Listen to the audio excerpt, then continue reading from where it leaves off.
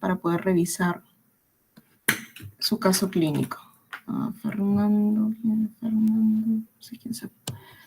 Ya, ok. Ayúdame, por favor, Ernesto, con la lectura de la anamnesis.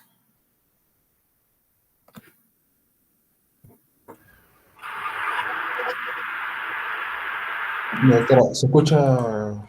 Ya que lo escucho. Paciente mujer de 26 años acude a consulta externa al hospital Almenara por presentar dolor con incremento de rodilla izquierda hasta 48 horas y sensación de alza térmica hoy y también indica malestar general. Antecedentes personales, vacunas completas, antecedentes patológicos, tuberculosis pulmonar a los 17 años, recibió tratamiento completo y recibió alta. Infección urinaria hace 5 semanas, secreción genital hace 3 semanas, inicio sexual a los 19 años, número de parejas sexuales hasta la fecha 4 y actividad laboral ambulante de vendedores en la calle Cerrito Breña. Ya, ok. Entonces, hasta ahí con la anamnesis que tenemos, ¿qué problemas podríamos ir identificando? A ver, vamos a llamarlos. ¿Dónde están? A ver, Jonathan.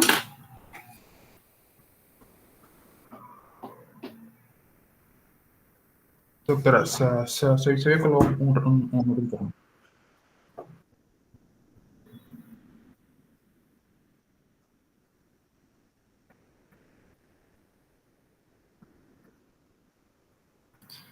Ya, como qué problemas o como qué síndromes, ya incluso con la anamnesis nada más podrían ir identificando, ¿no? Desde ese punto.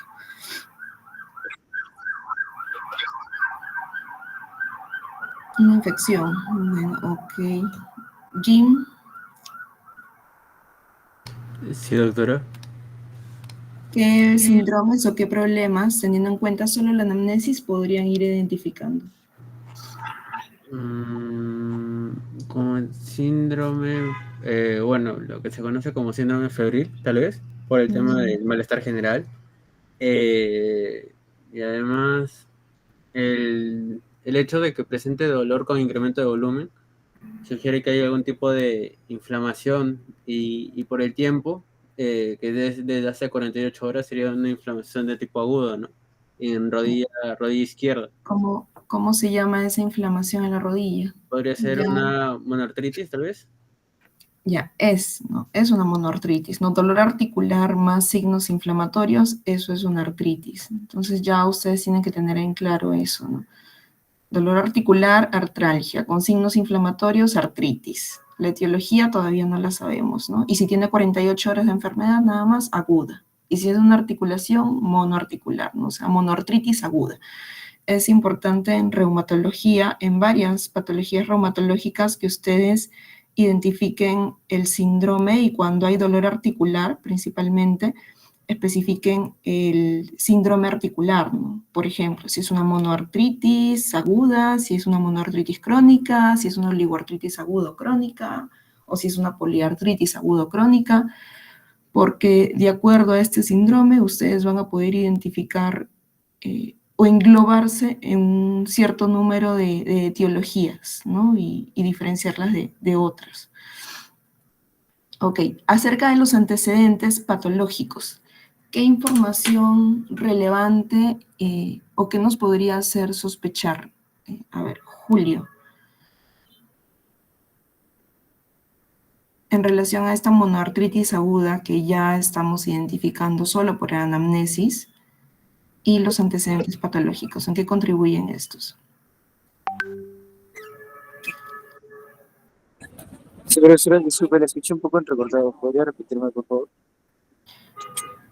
En relación a la monoartritis aguda que hemos identificado con la anamnesis y los antecedentes patológicos que está presentando la paciente, ¿qué relevancia tienen estos antecedentes y de qué forma nos pueden servir para orientarnos hacia el diagnóstico de la enfermedad? Jim. Bueno, el tema el primero de ellos sería la TBC, porque sabemos que hay TB articular, ¿no?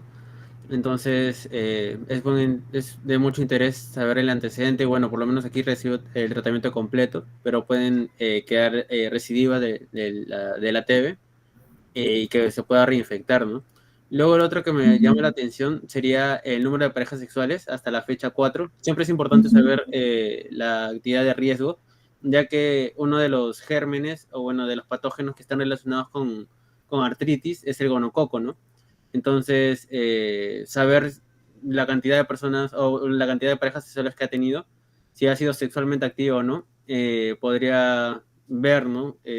Porque sabemos que la artritis gonocócica monoarticular, la afectación, la articulación más afectada por este germen es la rodilla, ¿no? Entonces se podría relacionar un poco.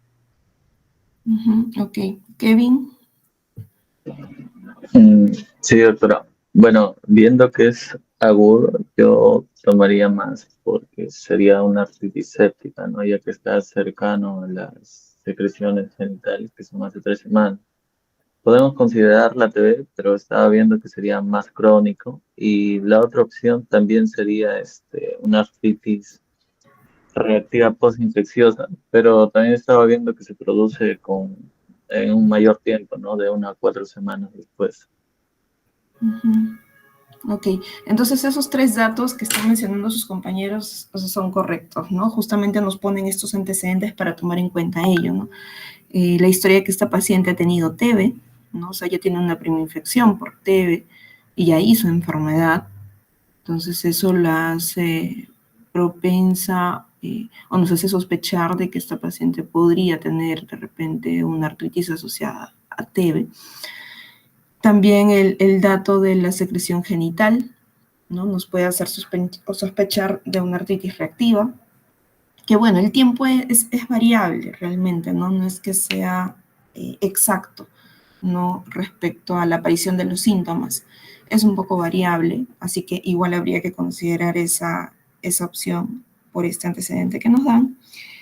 Y finalmente el dato de la actividad sexual, ¿no?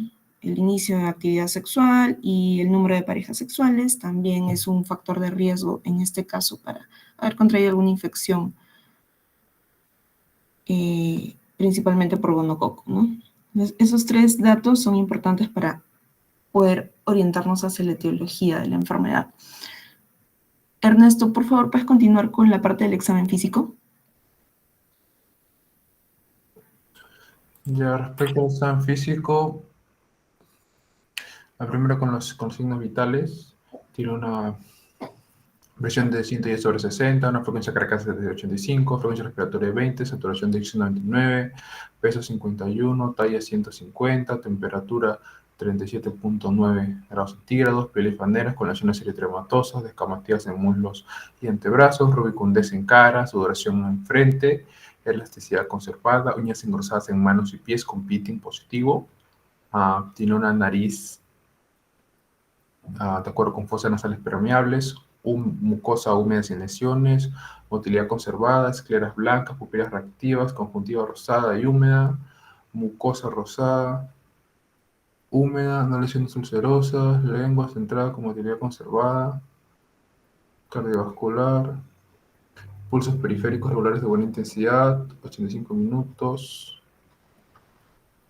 corazón, ruidos regulares de buena intensidad, no soplo, respiratorio, orofaringe no congestiva, no tiraje, frecuencia respiratoria 18, ampliación conservada, murmullo vesicular presente sin rales, abdomen, plano blando depresible, no dolor, no visceromegalias, ruidos aéreos presentes.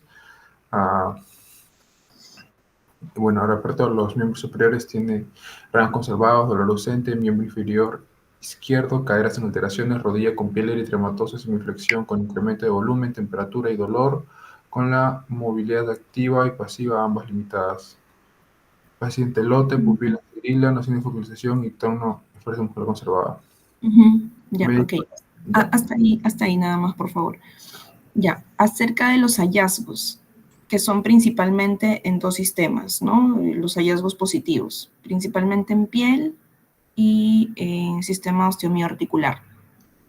¿Qué podemos decir acerca de los hallazgos en piel?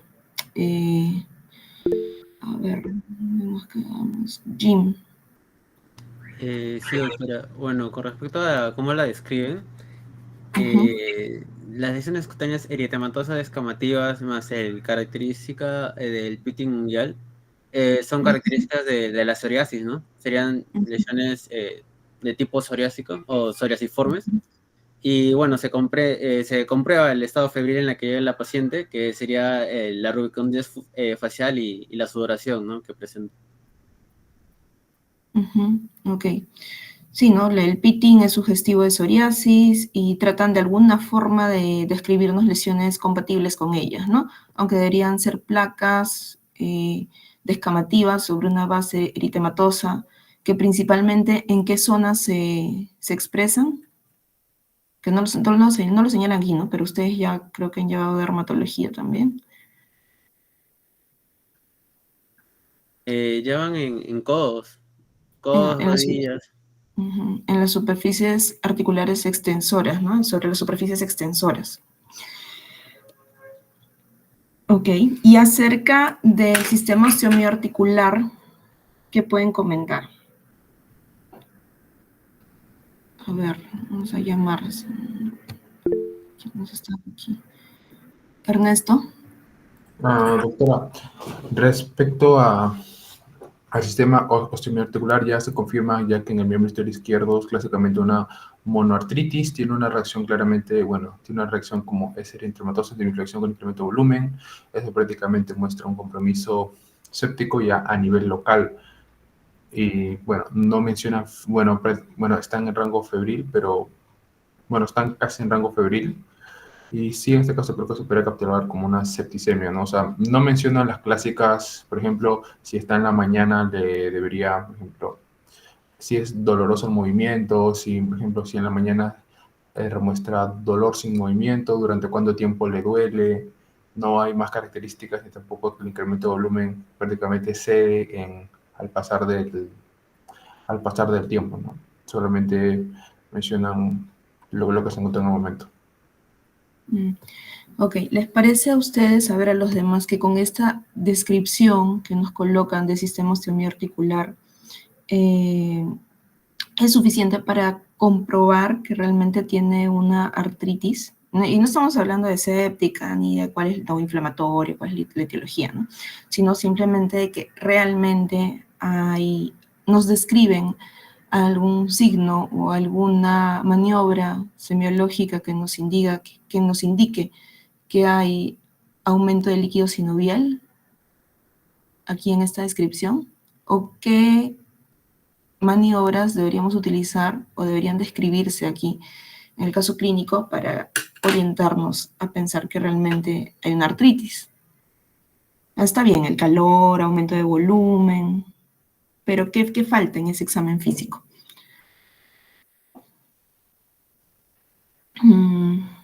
Eli Cristian.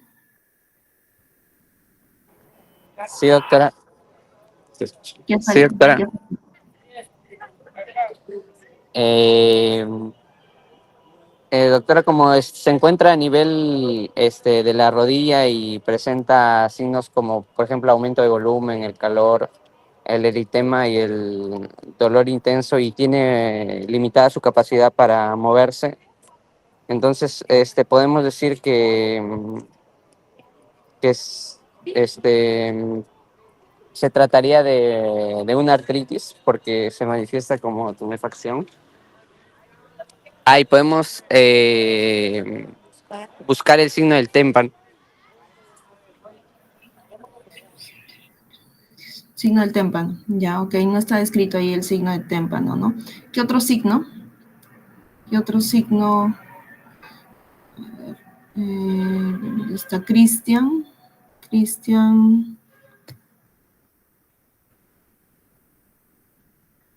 Cristian Kevin. Doctora, no sé. ¿Aló? Sí. Ya, creo que hay un signo que es parecido al de la oleada, el que usamos en gastro, la Uh-huh. matidez. No, el signo de la oleada. Signo de la oleada en la rodilla, ¿no? Signo de la oleada en la rodilla. Esos dos signos, el signo del témpano y el signo de la oleada en la rodilla nos permiten identificar si es que hay líquido sinovial. Entonces esos dos signos tendrían que estar presentes aquí y eso sí nos confirmaría o apoyaría, nos orientaría que estamos frente a una artritis, ¿no? Solamente artritis. Ok. ¿Qué más? Nos dicen que otras articulaciones, bueno, no lo mencionan, ¿no? Pero aparentemente otras articulaciones no estarían comprometidas, ¿no? El hecho de que haya dolor con la movilidad activa y pasiva, ¿qué nos estaría indicando? Darwin.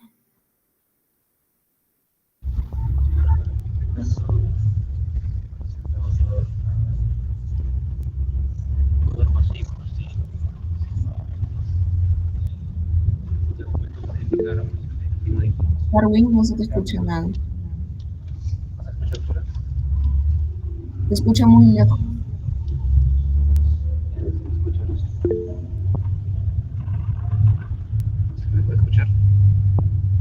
Se escucha muy lejos. Sí.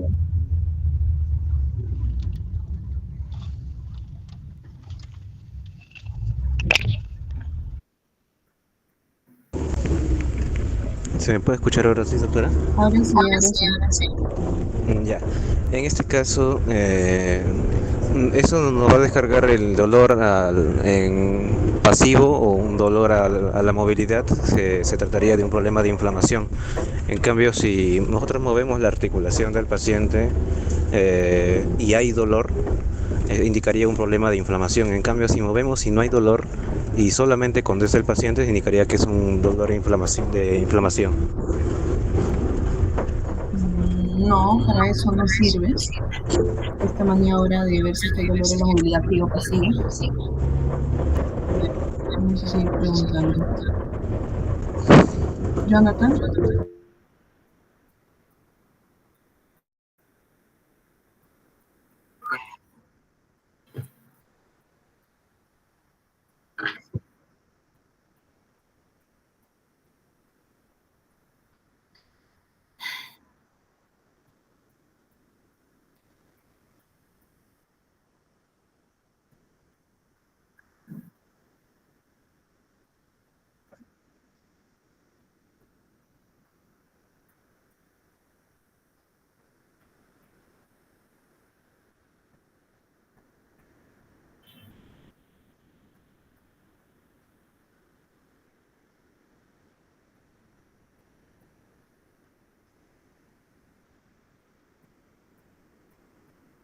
Ya, y en este caso, ¿qué nos estaría indicando el hecho de que hay dolor tanto a la movilidad activa como a la movilidad pasiva? Esa es la pregunta.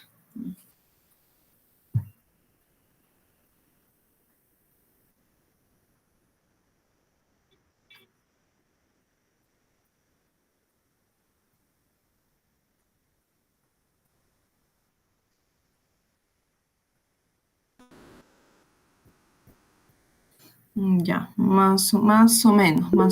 ¿Ya? Y esta idea también tiene que quedar clara, ¿no? Cuando hay dolor a ambas movilizaciones, que ya ustedes saben qué cosa es, ¿no? Cómo es la movilidad activa y pasiva. Cuando hay dolor en ambas movilizaciones, sospechamos de un problema intraarticular, ¿no? O propiamente articular. Mientras que si hay solo dolor a la movilización activa y a la pasiva no, sospechamos de un problema periarticular o extraarticular, ¿no? Como lo han mencionado por ahí sus compañeros, dolor pues de repente de algún tendón, ligamento, probablemente, ¿no? Si es que el dolor solamente es a la movilidad activa y no a la pasiva, ¿no? Para eso sirve esta maniobra o esta comparación. Ok. Y finalmente vamos a la parte de exámenes. En los exámenes, Ernesto, ¿nos ayudas, por favor?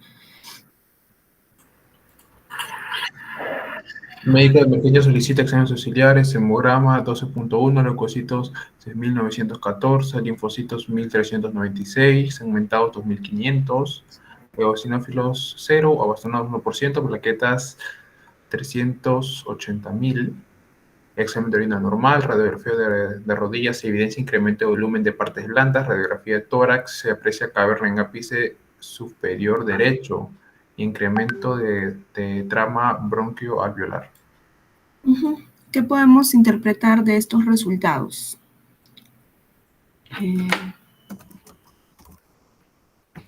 Carlos Santa María.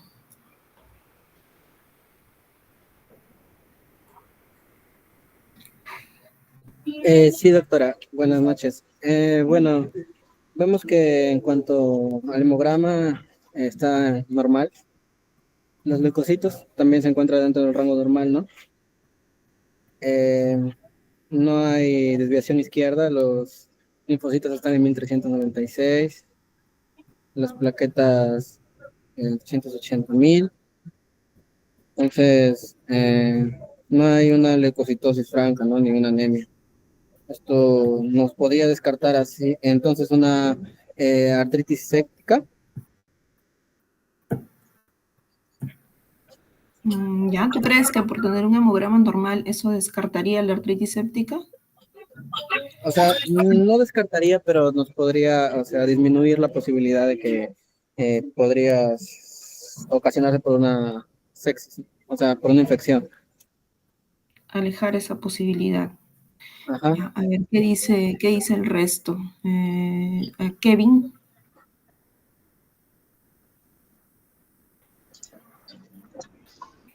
Sí, doctora. Bueno, mm,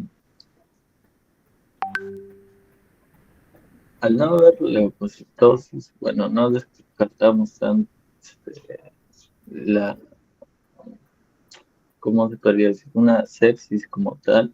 O sea, se reduce la probabilidad de sepsis, pero no descartaría la artritis séptica que puede ser localizada. Ujú. Claro, recuerden que los leucocitos normales no nos descartan un proceso infeccioso, ¿no? Porque los leucocitos varían cada 24 horas o menos.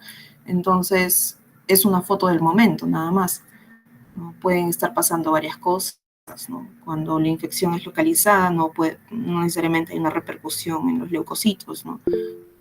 Eso no nos dice que no hay una infección. También puede ser que el paciente haya estado con leucocitosis y se esté yendo a la leucopenia.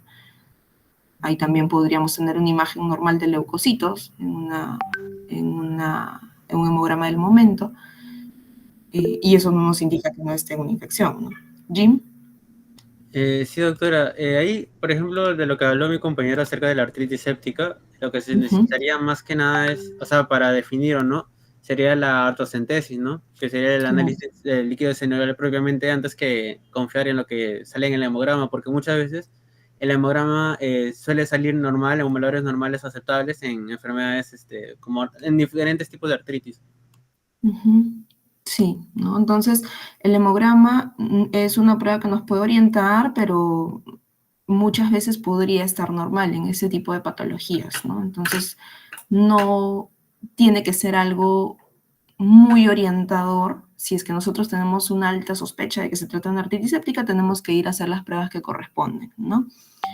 Si es que este hemograma hubiese estado con leucocitosis marcada, con una leucocitosis, no sé, pues 15.000, supongamos, ¿no? 13.000, eso nos aseguraría que eso se trata de una artritis séptica, o aún habría que considerar otras posibilidades.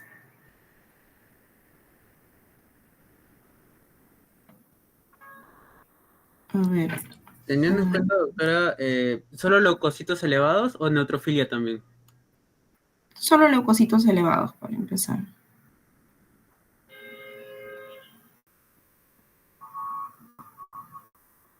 Solo con leucocitosis.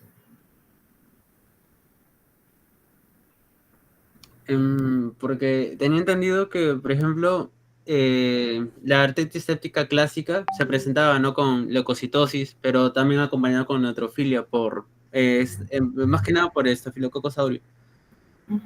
Pero solo leucocitos no sabría. Y hay, o sea, digo solamente leucocitos porque en la fórmula normal siempre el predominio es más neutrofílico, ¿no? En una fórmula habitual.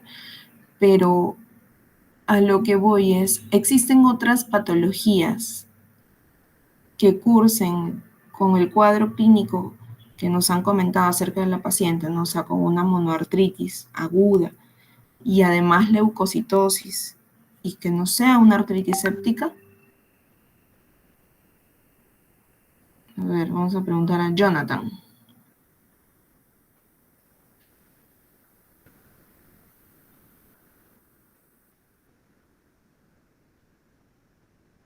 No, esa no es la pregunta. Esa no es la pregunta. La pregunta ha sido si la paciente tuviese leucocitosis, ¿eso nos aseguraría que es una artritis séptica o habría que considerar igual otras posibilidades que pueden generar leucocitosis, ¿no? ¿Como cuáles?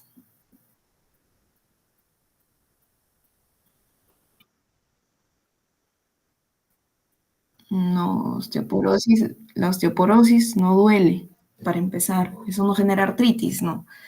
Entonces, no, nada. Eso no tiene nada que ver ahorita en este cuadro que estamos viendo. ¿Ya? Bueno, vamos a abordarlo de otra forma en un momento. Ya. Entonces, ¿cuál es el síndrome o cuáles son los síndromes o problemas principales de este cuadro clínico? A ver, Darwin.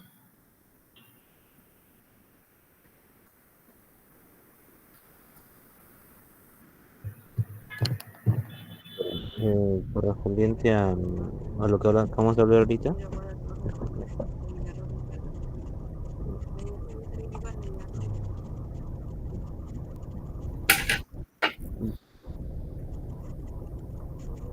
¿Cuáles son los síndromes principales, Darwin, de este caso clínico? Entonces estaríamos hablando de una monoartritis aguda, porque se muestra 48 horas, está dentro. Además también se presenta síndrome, presenta fiebre y malestar general, y por los antecedentes y el examen, los exámenes auxiliares,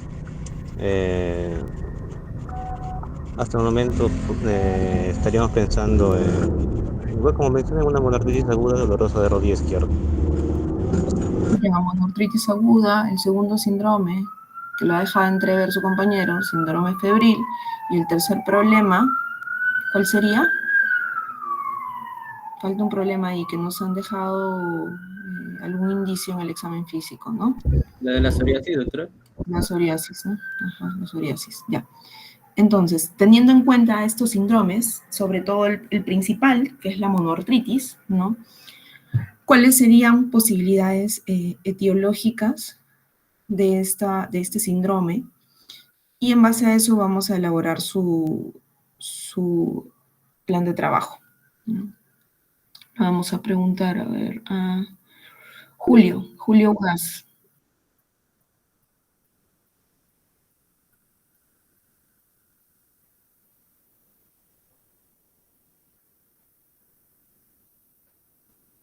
¿Está Julio Gas?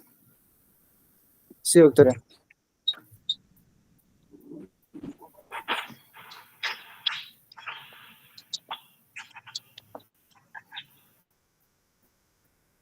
Julio, ¿puedes responder a lo que he preguntado?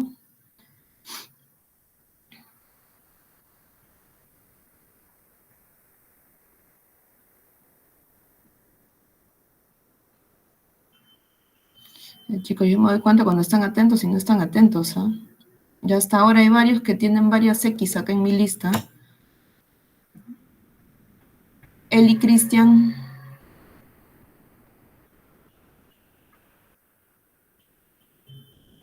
Sí, doctora. Me preguntó las posibilidades etiológicas de específicamente qué síndrome del... De la monoartritis aguda. Ah, ya. Ah, puede ser causa bacteriana, doctora. ¿Qué bacterias? Por ejemplo, una bacteria gonocócica puede ser una de las etiologías. Ya, ¿qué más? O no, o puede ser también no gonocócicas, por ejemplo, un estreptococo, o este eh, más eh, ¿Cuál es la etiología más frecuente en la artritis séptica?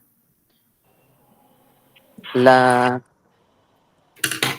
la la no gonocócica, doctora, por el riesgo que compete.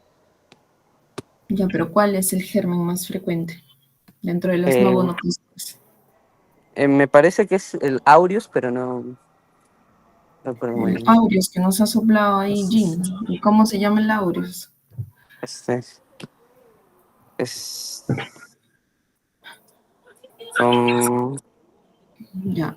A ver, Jean, El Staphylococcus aureus, doctora. el Staphylococcus aureus es la más frecuente, ¿verdad? Entonces, dentro de dentro de este síndrome de monoartritis aguda, ustedes están planteando que pudiese tratarse de una artritis séptica. Dentro de la artritis séptica hay distintas etiologías. La etiología más frecuente a considerar es por Staphylococcus aureus, también por gonococo, como ha mencionado su otro compañero. ¿Qué otros microorganismos podrían generar artritis séptica? Silencia tu micrófono, por Eli. ¿Qué otros microorganismos? A ver. Carlos. Sí, doctora. Bueno, en el caso de adultos jóvenes que son sexualmente activos, podría ser originado por una Neisseria gonorrhoeae, Ujú. Sí, lo que ¿no? mencionamos hace un momento, ¿no? Por gonococo, ajá. Sí. ¿Y algún otro germen que habría que considerar? Bueno, creo que en adultos en general también leí que el Streptococcus beta hemolítico podría ser una causa de artritis séptica. Ya, el estreptococo. Bueno, Beta hemolíticos. ok. ¿Algún otro? También puede generarse por estreptococos. ¿Y algún otro germen, algún microorganismo adicional? Para todos, ¿no? Eh, ya, tuberculosis. ¿Jonathan? ¿Quién habló? No los vi. Ya, ok, tuberculosis, ¿no? Sobre todo, como mencionamos, por el antecedente de este paciente. Kevin, La E. coli también, doctora, y la salmonella, ¿no? Los gram ujú, negativos. los gram negativos también habría que considerar. Y Darwin, Doctora, entre los estrococos SP está también los del grupo A y los del grupo B, el Piógenes y la Lagartiae. ¿no? Los estreptococos en general, ¿no? Entonces, en realidad, casi cualquier germen puede generarnos esta artritis séptica, ¿no? Pero el orden de frecuencia es más o menos el que hemos mencionado, ¿no? A la cabeza los gram positivos, luego considerar gram negativos, ¿no? Porque es más difícil que lleguen a sangre y por ende que puedan llegar a generar una artritis séptica. Y siempre en nuestro medio considerar a la TB, ¿no? Las infecciones por hongos serán frecuentes. En personas inmunosuprimidas o que tienen algunas prótesis o drogadictos se mencionaba también. Ujú. Sí, son menos frecuentes, de repente como casos especiales particularmente, ¿no? Ok. Ya vayan pensando cuál va a ser el plan de trabajo para ese diagnóstico etiológico, entonces. ¿Cuál sería otra posibilidad diagnóstica considerando una monoartritis aguda, además de la artritis séptica? La gota, doctora. La gota, ok. Ujú. La gota. Sí, la gota también puede manifestarse como una monoartritis aguda. Principalmente, ¿qué articulación compromete, Ernesto? En este caso pueden ser grandes articulaciones, ¿no? Pueden ser, bueno, tanto rodilla, tobillo o el dedo gordo. Ujú. Pero la articulación clásica que suele comprometer la gota, ¿cuál es? Cristian. La podagra, el primer dedo del pie. Ujú. La articulación, la metatarsofalángica, ¿no? No es que todo el dedo, ¿no? Es la articulación metatarsofalángica, el primer dedo. Ok, que se llama podagra. Ya. Una alternativa adicional, además de artritis séptica, de gota, Cristian, Una artritis reactiva por clamidia.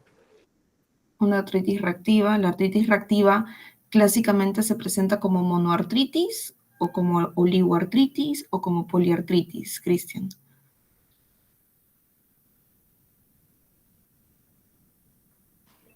Como oligo o como monoartritis. Ujú, como oligo principalmente, ¿no? Como oligo. Como oligoartritis, ¿no? ¿Qué otro diagnóstico diferencial podríamos considerar? Kevin. La artritis psoriásica, ¿no, doctor? La artritis psoriásica. Ya. A ver, coméntanos acerca de la artritis psoriásica. ¿Cómo se manifiesta esta clásicamente? ¿Qué articulaciones compromete? Compromete grandes articulaciones, rodillas y tobillos principalmente, ¿no? Es una oligoartritis asimétrica. Es una oligoartritis, ¿no? Entonces la artritis psoriásica difícilmente se va a manifestar como una monoartritis, es más una oligoartritis, es un cuadro subagudo o crónico, ¿no? Así como menciona su compañera, no suele ser poliarticular, ¿no? ¿Y qué articulaciones suele comprometer la artritis psoriásica? Articulaciones grandes, ¿no, doctora? La rodilla y los tobillos. ¿Y qué otras articulaciones? Eh, Puede comprometer articulaciones grandes, ¿no? Pero ¿cuáles son las más clásicas que suele comprometer la artritis psoriásica? ¿No serían también al nivel de las metatarsofalángicas, tanto de manos y de pies? No las metatarso, sino Metatarso. las interfalángicas distales. Ah, distales. Exacto, las interfalángicas distales. La artritis psoriásica está ubicada, ¿no? Dentro del grupo. ¿Dentro de qué grupo está ubicada?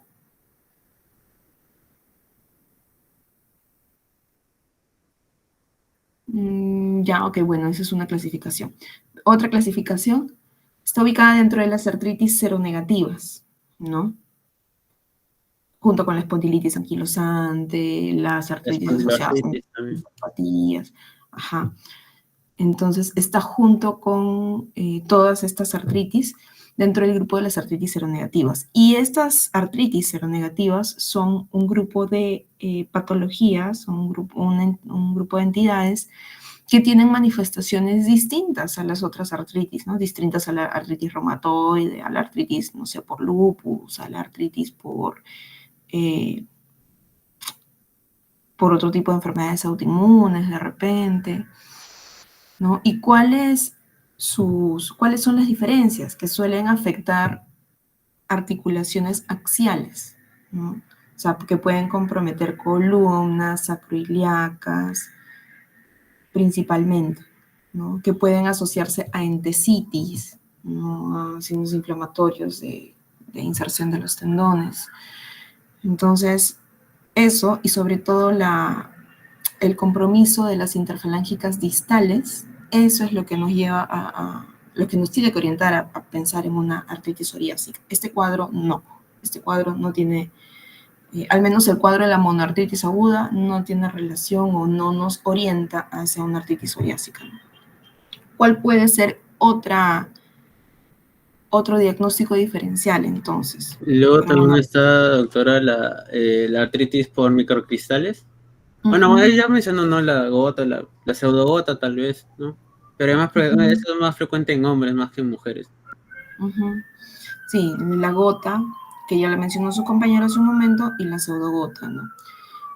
Tanto la gota como la pseudogota requiere de factores o de algunos antecedentes particulares, ¿no? Por ejemplo, para el caso de la gota, ¿cuál es el paciente clásico que suele verse afectado por gota?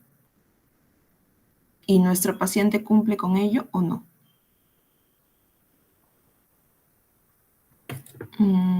Darwin. Sí, doctora, en este caso afecta a pacientes varones más frecuentemente que consumen bastantes carnes o su alimentación, o también la parte del alcohol, si es tomador frecuente, em, entre otros. Y por el caso del paciente, em, no cumpliría en gran parte. No se le ha hecho todavía un estudio de líquido sinovial para encontrar microcristales, pero hasta el momento no tiene la sintomatología más frecuente que es en la artritis gotosa. Por factores epidemiológicos, entonces se alejaría un poco esta posibilidad. Además de varones con ingesta de los alimentos que ha mencionado su compañero, esto, ¿no? Esto es lo que iba a preguntar, lo que mencionó Jim, ¿no?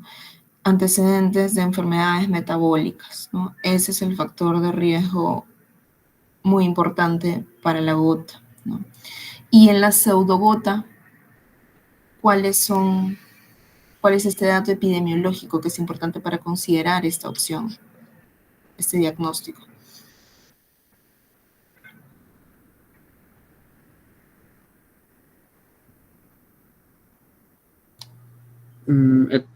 Epidemiológico. La pseudogota, a diferencia de la gota, puede ser el tema de la edad, porque se da o sea, dentro de las características clínicas, por ejemplo, que se puede descubrir con la radiografía, es la llamada condrocalcinosis, ¿no? Y eso justamente es por el envejecimiento también. Porque con respecto a sexo, es tanto prevalente en hombres como mujeres, pero la edad es mayor a 60 años. Así es, ¿no? Entonces, el dato epidemiológico importante para el diagnóstico de pseudogota es la edad, ¿no? Conforme avanza la edad, aumenta el riesgo de aparición de pseudogota, ¿no? Y es menos frecuente en pacientes que son más jóvenes, ¿no? Incluso en una edad promedio adulta como el de la gota, por ejemplo, es importante que el paciente sea mayor, mucho mayor, 70, 80 años, para considerar una pseudogota, ¿no? Y obviamente, pues nuestro caso se aleja bastante de ambas posibilidades. Ok. ¿Qué otro diagnóstico podríamos incluir, ya el último, incluir dentro de las causas de monoartritis aguda?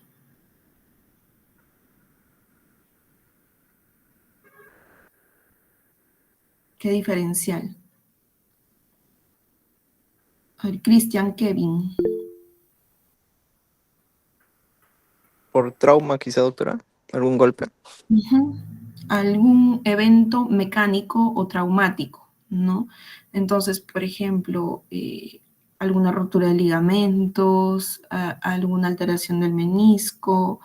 Los eventos mecánicos también pueden generarnos una artritis aguda, ¿no? No hay que descartarlos, ¿no? Listo, entonces, ya teniendo en cuenta todos esos diferenciales, ahora sí, su plan de trabajo. ¿Cuál sería el plan de trabajo? Ajá. Sí, doctora. Bueno, en este caso, claramente lo primero, más que nada, teniendo la sospecha de una artritis séptica, monoartritis séptica, es una emergencia, ¿no? Entonces, sí tendría que realizarse la artrocentesis dentro de las 72 horas. Sí, la artrocentesis lo más pronto posible. Eso es lo que tenemos que hacer si es que encontramos artritis, sobre todo monoartritis, ¿no? Porque la artritis séptica, como dice su compañero, es una emergencia médica, ¿no? Por la destrucción articular que produce el paso de la enfermedad sin una terapia adecuada. Ya, listo. ¿Qué esperamos encontrar en ese líquido si fuera una artritis séptica versus si fuese una causa inflamatoria como las otras etiologías que hemos estado mencionando, ¿no? ¿Qué esperaríamos encontrar, Eli Cristian?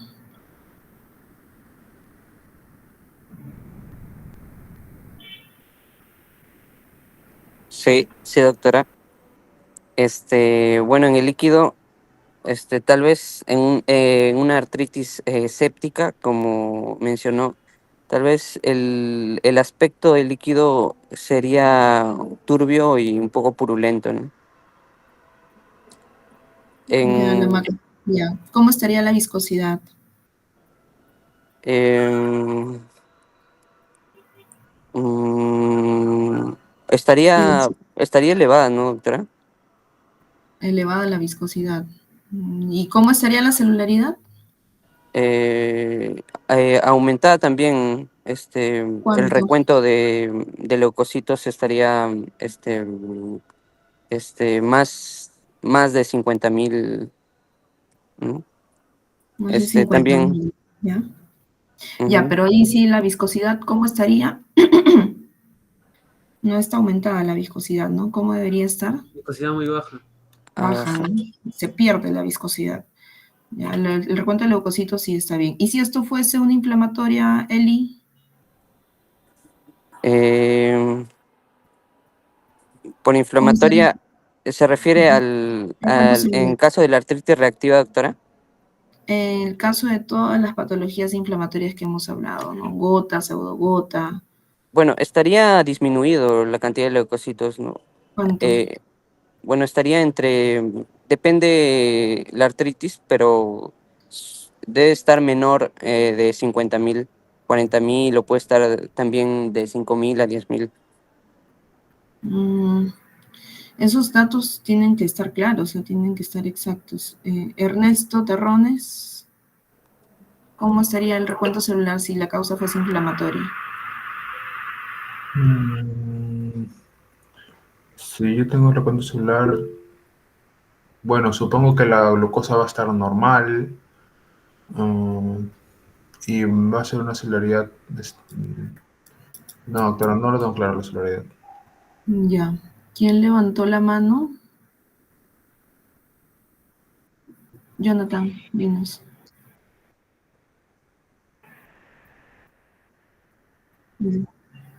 Ya, menos de 50.000 y más de 2.000, ¿no? Más de 2.000 y menos de 50.000. En ese rango puede estar la celularidad cuando es una causa inflamatoria, ¿no? Eso tiene que estar claro.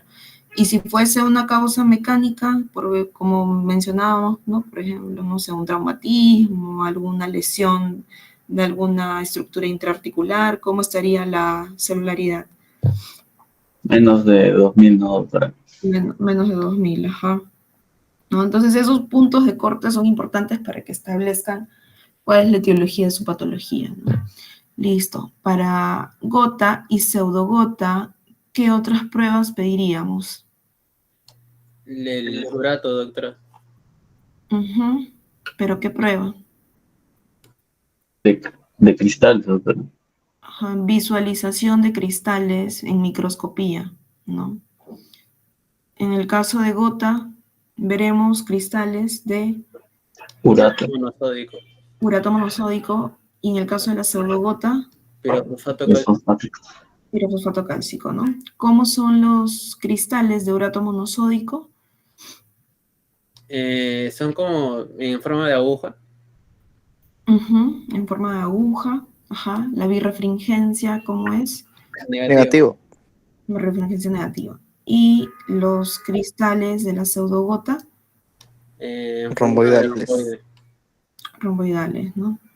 Listo. Entonces, eso es algo adicional, un estudio adicional que hay que pedirlo cuando sospechamos de artritis por microcristales, ¿no?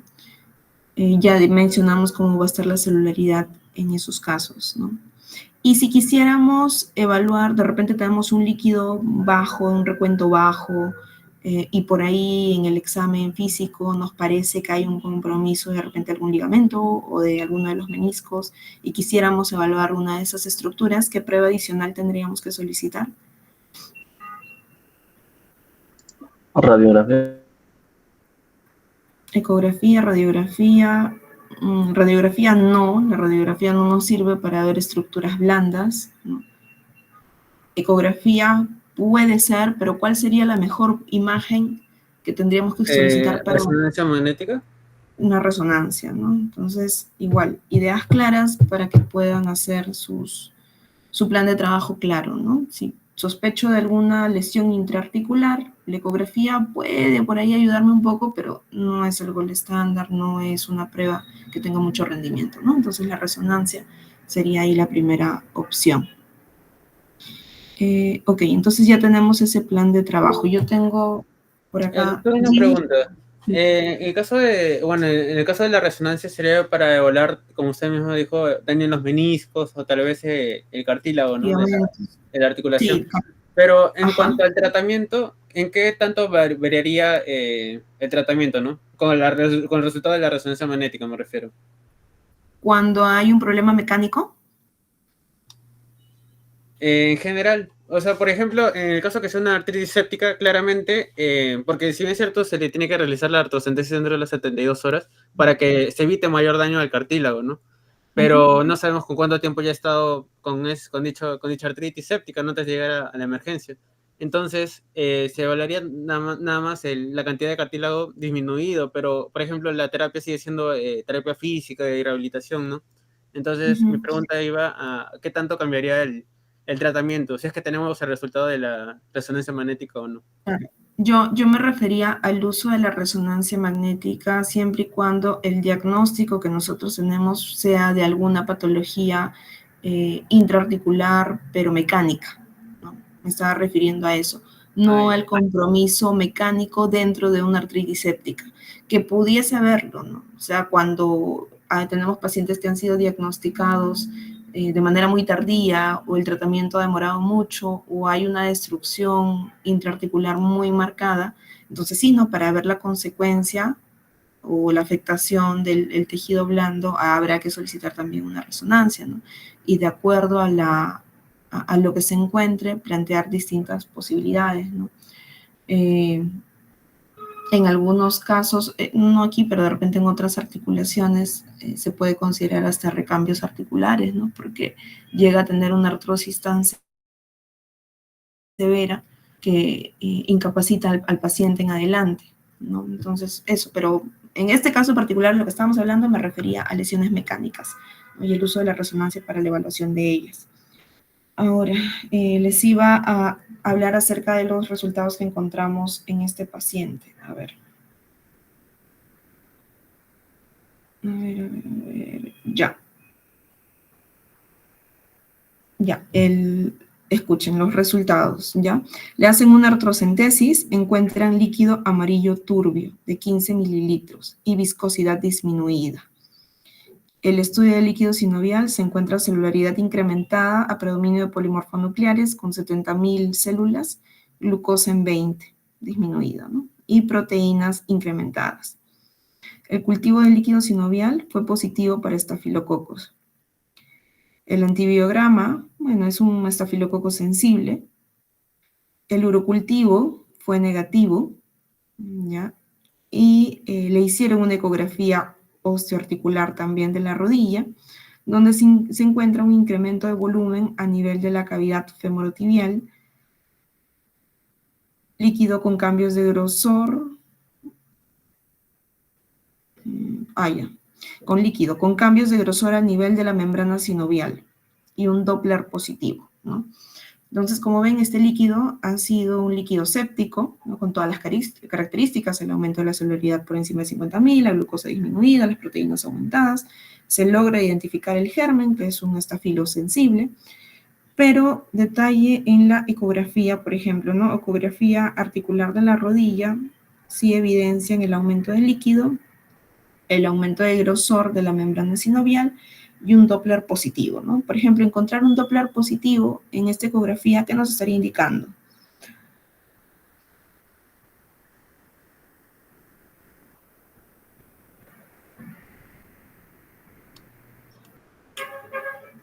A ver. Darwin.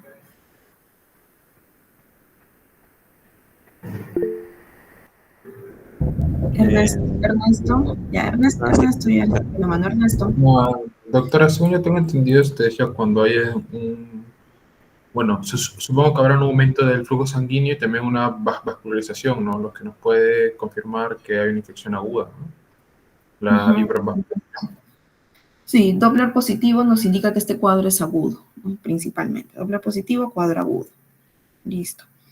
Ya. En la mayoría de pacientes, el cultivo suele tardar 7 días, 5 días, ¿no? O muchas veces el cultivo es negativo.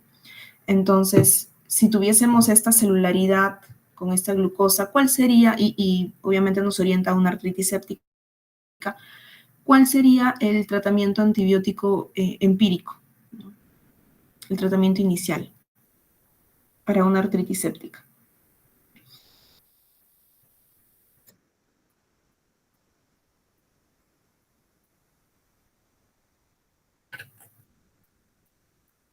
Ya, un beta-lactámico. ¿Qué queremos cubrir ahí, Jonathan? ¿Qué tipo de gérmenes?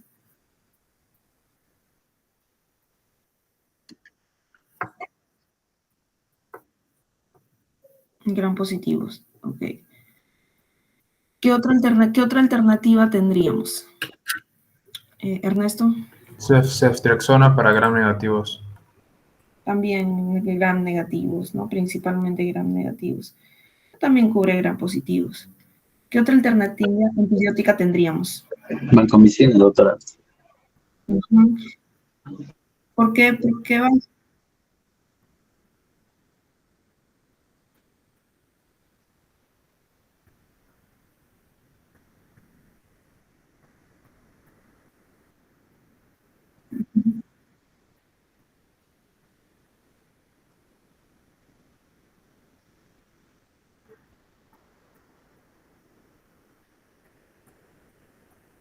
Ujú. Ok, entonces, sobre todo en los lugares donde se conoce que hay una alta incidencia de infecciones por Staphylococcus aureus meticilinos resistente, habría que empezar la terapia con vancomicina en esos lugares. Por eso es importante conocer el perfil microbiológico del lugar donde estamos, ¿ya? Si, por ejemplo, en nuestro medio hay estafilococos meticilinos resistentes, sobre todo en contextos hospitalarios, ¿no? No es tan frecuente que un estafilo de la comunidad sea meticilín resistente en nuestro entorno, ¿no? Pero en Europa, por ejemplo, es distinto, ¿no? Puede ser distinto. Entonces, de acuerdo al lugar donde nos encontremos. La ceftriaxona ¿será suficiente para cubrir un Staphylococcus aureus? Que es nuestro principal objetivo, ¿no? Porque sabemos que es el principal germen.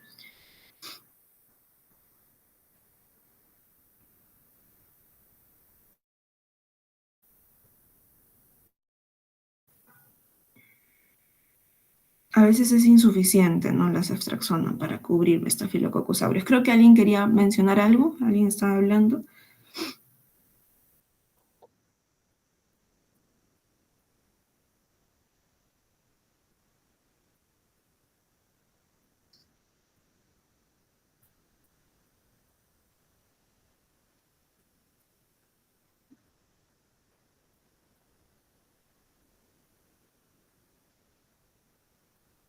Ujú,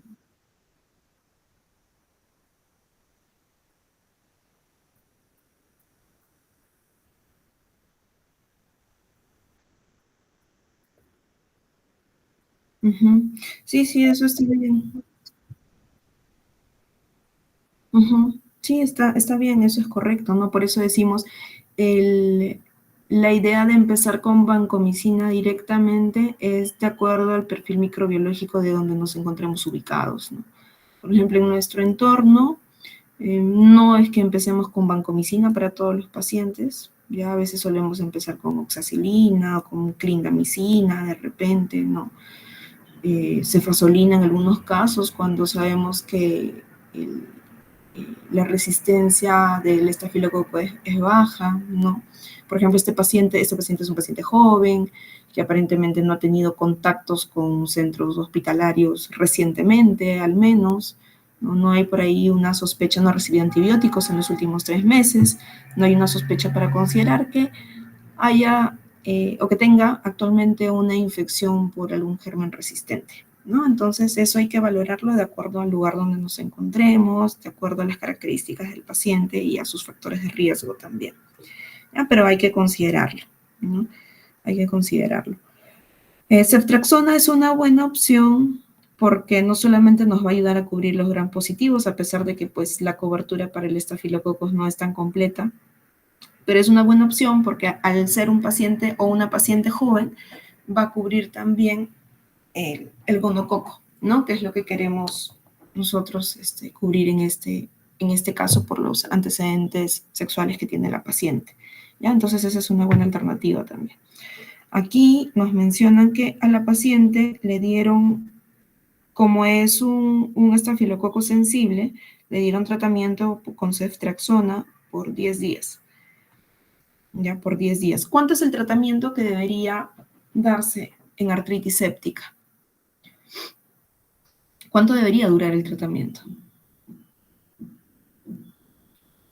De 4 a 6 semanas.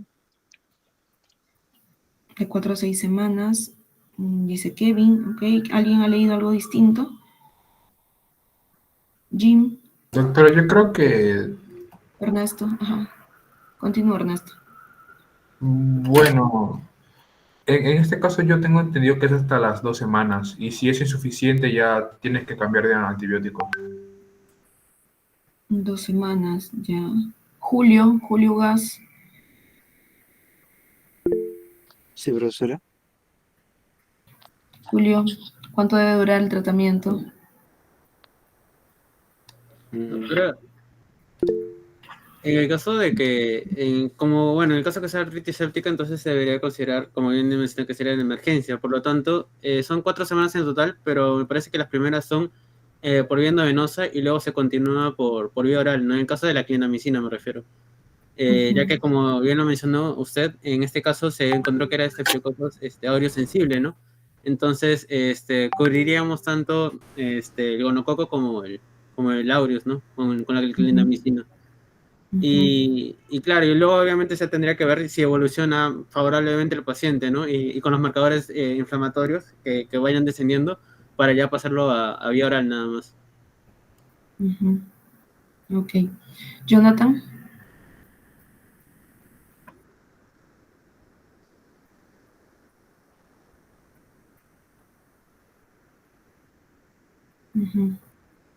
Ok.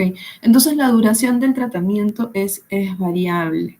¿Ya? Kevin, ¿algo adicional que quieres mencionar? Sí, doctora, bueno, había encontrado una data que si se sospecha de gonococo, la duración aproximada es de 2 a 4 semanas y si es estafilococo es de 4 a 6 semanas. Ok.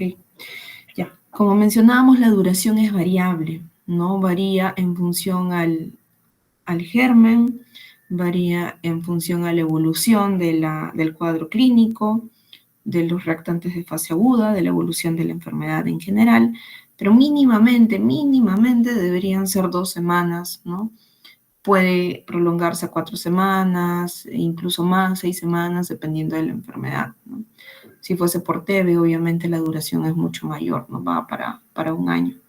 Entonces, depende, es variable, no tenemos un tiempo exacto, pero sí, inicialmente el tratamiento debe ser endovenoso y después de un par de semanas puede pasarse a un tratamiento vía oral. En este caso, a nuestra paciente le dieron ceftriaxona por 10 días y luego de eso pasó a amoxicilina, ¿no? Porque era un germen sensible. Pasó a amoxicilina por 10 días más. O sea, recibió prácticamente 3 semanas de tratamiento antibiótico, ¿no? Que es un tiempo promedio adecuado con los seguimientos respectivos, ¿no? Ahora, casos especiales cuando encontramos de repente una artritis séptica con un líquido muy purulento, ¿no? Con un abundante. Eso nos pasó con un paciente, no sé si alguno de ustedes llegó a verlo, estaba en la sala, se le hace la artrocentesis y tenía un líquido francamente purulento, ¿no? Y abundante volumen. Entonces, ¿qué otras medidas pueden tomarse además de iniciar el tratamiento antibiótico endovenoso? ¿Qué otras medidas adicionales se consideran dentro del tratamiento de la artritis séptica? Creo que intramuscular, creo que le dan ceftriaxona 1 gramo y de dosis única. No, bueno, ya le estamos dando tratamiento endovenoso, ¿no? ¿Qué otras medidas, además del antibiótico, se pueden adicionar en la artritis séptica. ¿Se lo puede acompañar con AINES, tal vez? ¿Con qué? Con antiinflamatorios, no esteroideos, por el tema quizás del dolor o por la propia inflamación. Ah, bueno, antiinflamatorios, sí, está bien, se tienen que añadir por la inflamación. ¿Qué más? La artrocentesis evacuatoria que usted misma dijo, ¿no? Extrayendo líquido sinovial, ¿no? En el caso que el derrame sea importante. Ok. Los Y ya por lavados. último sería la fisioterapia, ¿no? Para ver el tema de la mejoría del paciente y también reposo, básicamente reposo articular, que no me va mucho la articulación. Entonces se pueden realizar lavados articulares, ¿no? Sobre todo cuando son articulaciones importantes las que están comprometidas, como la cadera, por ejemplo. Cuando hay una artritis séptica de cadera, muchas veces se requiere de un manejo conjunto con traumatología, ¿no? Porque puede requerir un lavado articular continuo incluso, ¿no? Una irrigación articular continua, ¿ya? Porque es una articulación importante, ¿no? Sin eso el paciente no se va a poder movilizar adecuadamente. Y muchas veces, pues la artritis, como mencionábamos, es demasiado purulenta, con mucho volumen y va a requerir algún tipo de drenaje, ¿no? Jonathan.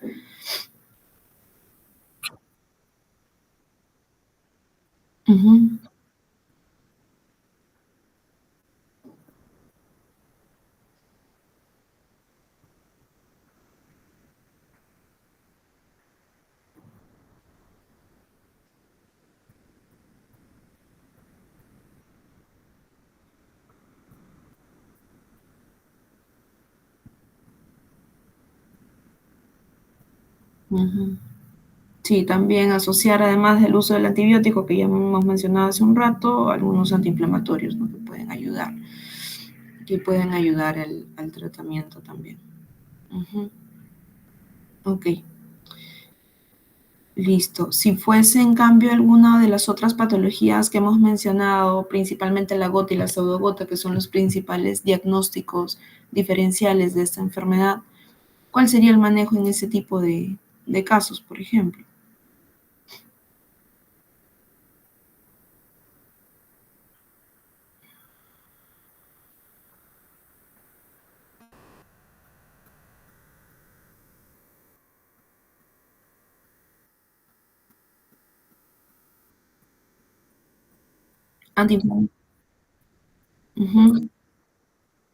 Antiinflamatorios principalmente, ¿no?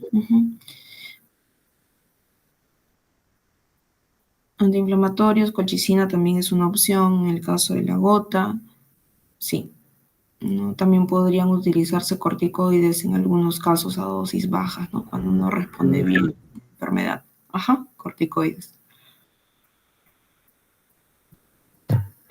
Ok. Y a ver, ¿qué nos falta en nuestro indica el plan de tratamiento, diagnóstico final? Listo, entonces, bueno, el diagnóstico final de la paciente, ya lo sabemos, fue una artritis séptica por un estafilococo sensible. El tratamiento que recibió, quizás más que ceftriaxona, más que ceftriaxona sola, podría en algunos casos considerarse utilizar oxacilina, ¿no? A veces de manera conjunta también para cubrir darle una buena cobertura al gram positivo y una cobertura también al gram negativo, ¿no? Que se puede considerar. Sí. ¿Oxacilina?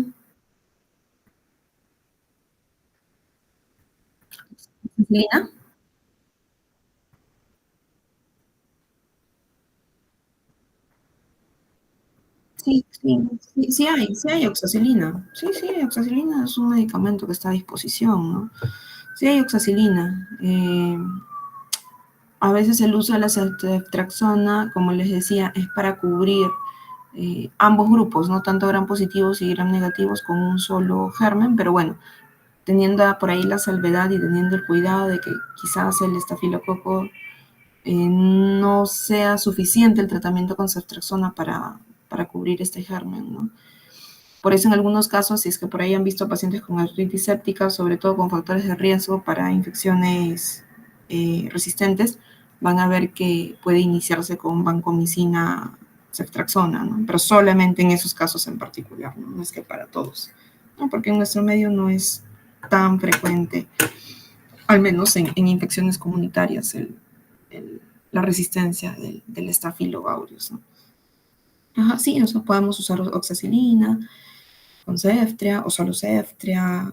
Idealmente, pues solo Ceftria, ¿no? Para que no sean dos medicamentos de un grupo similar, ¿no? Ceftriaxona. Uh-huh.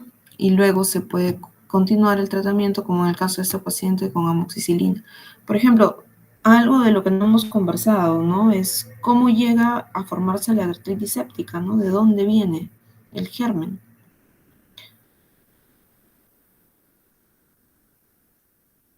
Entonces, siempre que tenemos una artritis séptica hay que preguntarnos eso, ¿no?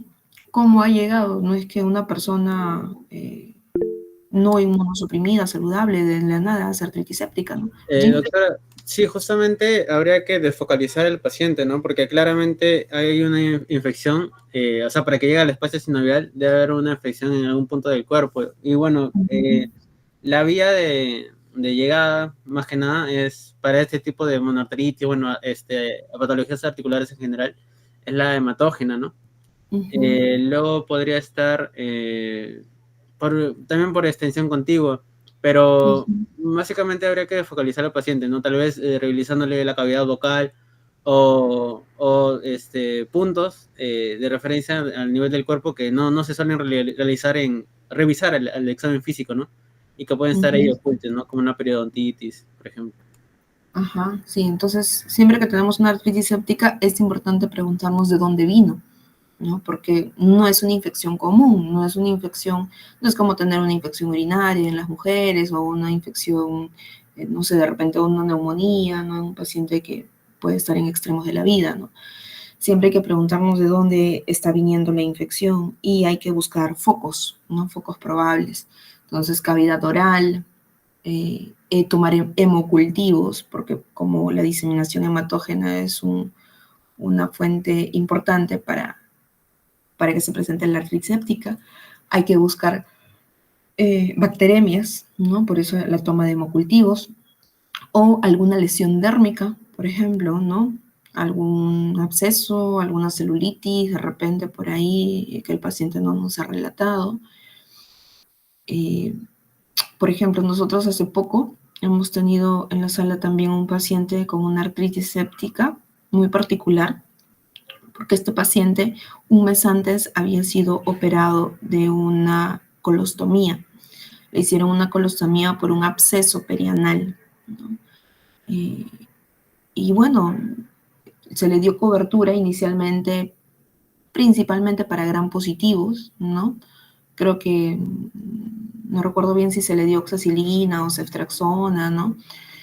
Pero al recibir el estudio de líquido sinovial, nos reportaron en el gram, que el gram es importante también.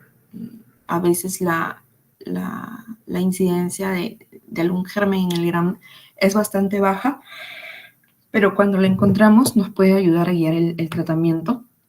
Se encontró un gram negativo, y todavía se encontró gram negativo anaerobio, si es que no recuerdo mal. Entonces, ahí pudimos concluir que la fuente de infección de esa artritis séptica había sido el foco intestinal, ¿no? La manipulación en la colostomía que se le hizo en sala de operaciones. Y ese paciente tuvo que estar por tiempo prolongado con antibióticos, casi un mes, se quedó hospitalizado, ¿no?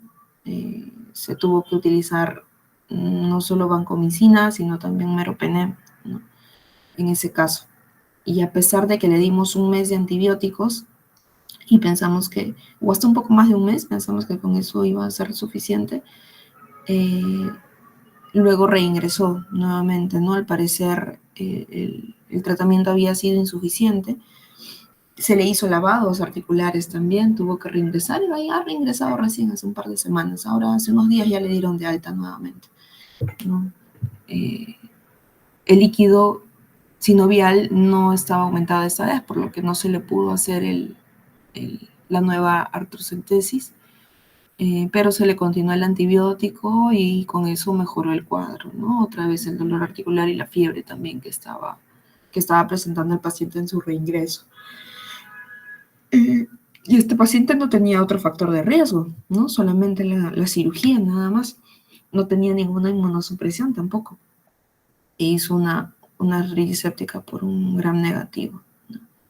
Lo otro a considerar, y que también nos pasó con este paciente, es que muchas veces el recuento celular del líquido sinovial no es tan alto siempre que el paciente ha recibido antibióticos previamente, ¿no? Entonces, a este paciente por la clínica se le empezó a dar antibióticos y demoró unos días en hacerse la artrocentesis. Cuando se hizo la artrocentesis, el recuento celular no era tan alto, no sobrepasaba los 50.000.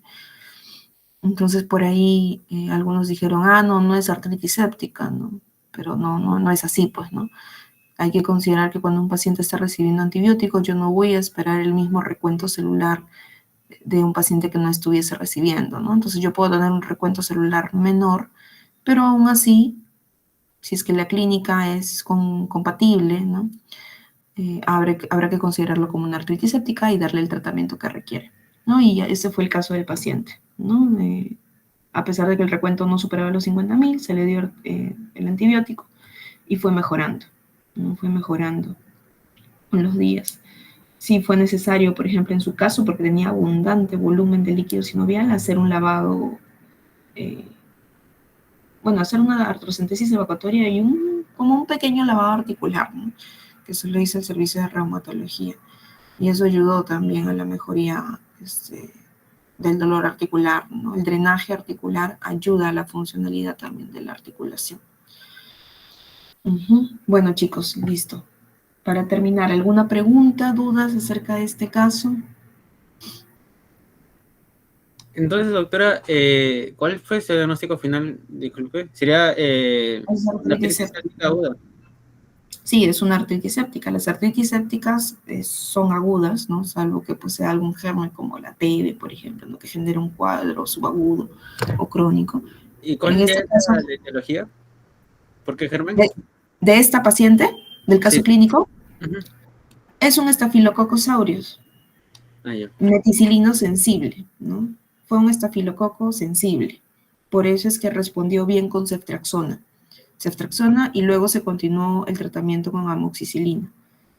En total el tratamiento 3 semanas aproximadamente fue lo que tomó el tratamiento de esta paciente del caso clínico, ¿no? Y de mi paciente que les estaba comentando, nunca identificamos el germen.